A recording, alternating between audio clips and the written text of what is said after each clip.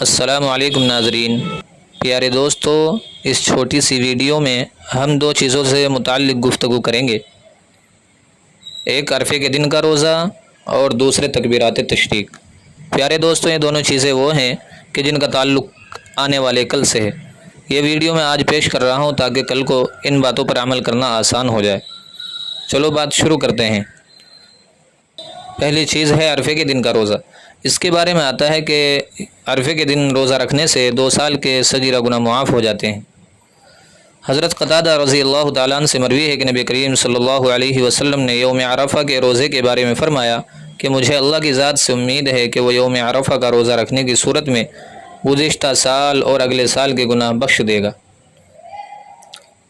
اب دوسری چیز کے متعلق گفتگو کر لیتے ہیں۔ دوسری چیز تھی تکبیرات تشریق۔ تکبیر تشریق میں لفظ اللہ اکبر 4 مرتبہ ہے۔ پوری تکبیر یوں ہے: اللہ اکبر لا الہ الا اللہ اکبر وللہ الحمد۔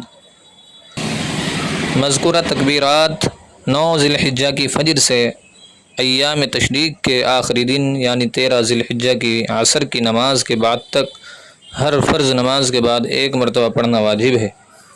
مردوں کے لیے بلند آواز سے اور خواتین کے لیے آہستہ آواز سے پڑھنے کا حکم ہے۔ پیارے دوستو، اس ویڈیو کے زیادہ سے زیادہ شیئر کریں تاکہ اس پر عمل کرنے والے کثیر تعداد میں ہو جائیں۔ اگر ویڈیو اچھی لگی تو لائک کرنا، شیئر کرنا، اور اگر آپ چینل پر نئے ہیں تو پلیز سبسکرائب کر کے ضرور جانا۔ السلام علیکم۔